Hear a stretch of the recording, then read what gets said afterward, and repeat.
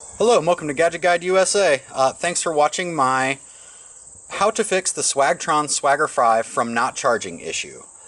Essentially, I have a brand new Swagtron Swagger 5. This is the second time I've ever rode it, and when I brought it out today, it's a beautiful day, to ride it, it looked as if the Swagtron Swagger 5 was not charging. It's unfortunate because I had charged it for 3 hours this morning and I was ready to go for a ride, and it was evident by this.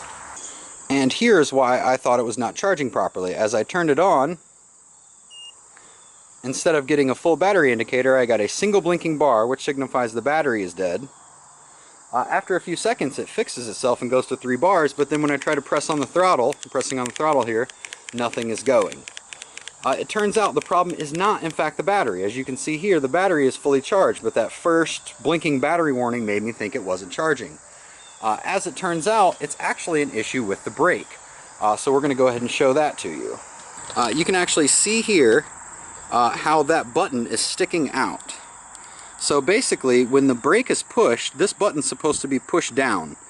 You can see that the brake is kind of missed it there. So when that happens, and the brake is pulled, it is designed not to go. So you can see there it's actually hitting the button like it's supposed to. It's because I actually already implemented this fix before making the video. But the way I fixed it was actually really simple. All I actually did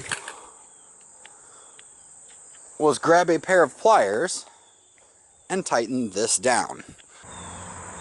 Alright, can you see there the reveal? I've actually already done the fix. You can actually see how on the left side the crack is really wide and then it gets thinner and thinner as you move to the right.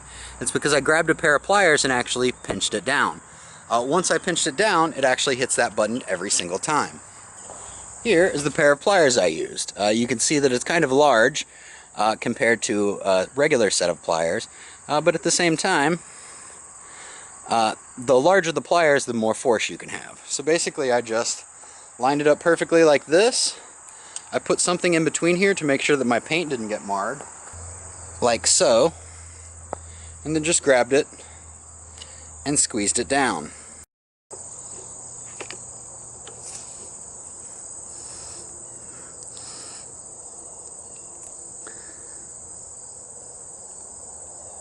You do want to squeeze kind of hard, you just don't want to squeeze so hard that you break it. So after that, you can see that the reveal is shrunk, and that every time you push the brake,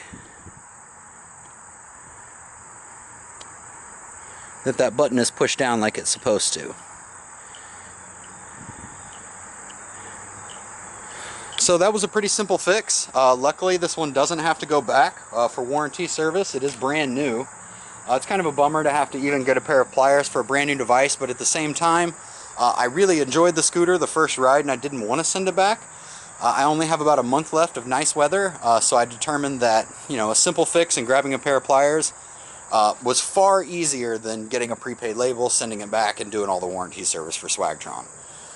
So I do appreciate that you watched the video today. As always, please, in the bottom right hand corner, subscribe, like, and share. Tell your friends, post it on Twitter, do whatever it takes.